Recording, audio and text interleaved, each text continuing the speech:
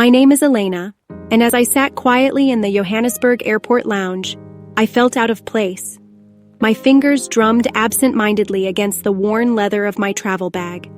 At 55, I was surrounded by travelers half my age, their faces bright with excitement and purpose. I couldn't help but feel conspicuous, a solitary figure amid the hum of conversations and the rhythmic clatter of luggage wheels. This trip to Africa was meant to be my escape, a break from the solitude that had gripped me since my husband's passing 2 years ago. Yet, even here, loneliness clung to me like a shadow. I shifted in my chair, scanning the room, watching people rush past in a blur of movement and chatter.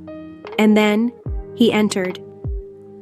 A young man, confident and self-assured, moving through the space with an ease I envied.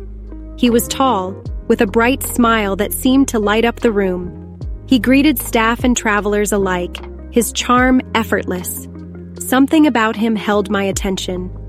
When our eyes met, he paused, then walked toward me. "Excuse me, ma'am. Do you need help with your bag?" he asked, his voice deep and warm. I hesitated. Pride had kept me from asking for help, even as I struggled with my oversized suitcase. But something about his offer felt genuine. "Thank you," I replied softly. I didn't want to trouble anyone. "It's no trouble," he said easily, lifting the bag onto his shoulder as if it weighed nothing. "It's part of my job as a guide. Are you here for the safari tour?" I nodded, surprised by his intuition. "Yes, it's my first time in Africa. I've always wanted to visit, but life had other plans." He studied me for a moment before nodding. "Well, you're here now. That's what matters." His name was Kofi. As we waited for our groups to be called, we talked. He spoke about his work as a safari guide and his dream of starting his own tour company one day. His enthusiasm was contagious. There was a fullness to his spirit, a sense of purpose I hadn't felt in myself for years. "And you?" Kofi asked, tilting his head slightly. "What brought you here?" I hesitated, unsure how to articulate the ache of losing my husband, the hollow, endless days spent in a house that no longer felt like home. Instead, I gave a small smile. "I suppose I wanted an adventure." Kofi nodded as if he understood. "Africa is full of adventure. You'll see." When our groups were finally called, he helped me with my bag once more. As we parted, he flashed a playful smile. "Maybe we'll meet again. The world has a funny way of bringing people together." I watched him walk away, a flutter in my chest I couldn't explain. For the first time in years, I felt a flicker of hope. The open plains stretched endlessly before us as the safari jeep bounced along the rugged path. I sat in the back, camera in hand, marveling at the vastness of the landscape. Golden grass swayed in the breeze, and acacia trees stood tall against the horizon. Kofi was driving. I caught him glancing at me in the rearview mirror, his smile steady. "Keep your camera ready," he said, his voice carrying over the engine. "This area is known for its elephants." I lifted the camera to my eye, scanning the horizon. "It's incredible," I murmured. "I've never seen anything like it." "That's the magic of Africa," he chuckled. "It's full of surprises." The jeep came to a stop, and Kofi hopped out, extending his hand to help me down. I accepted it, his grip firm and warm.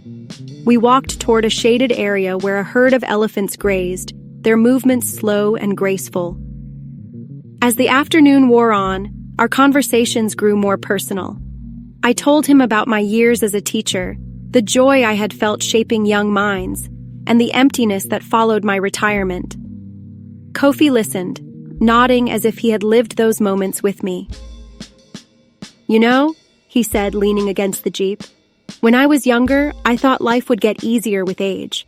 But hearing you talk, I realized the challenges just change." I sighed, watching the elephants. "It's not the years that weigh you down," I said softly. "It's the things you lose along the way." Kofi looked away for a moment, his gaze distant. I lost my father when I was 15, he admitted. That's why I started working early, to help my family. The vulnerability in his voice caught me off guard. You've done well for yourself, Kofi, I said. It's not easy to carry that weight and still move with grace. His eyes met mine, and for a moment, the world around us faded. There was no age, no divide, just two people connecting over shared pain and quiet resilience. That night, the group gathered around the campfire. Firelight flickered, softening the edges of reality.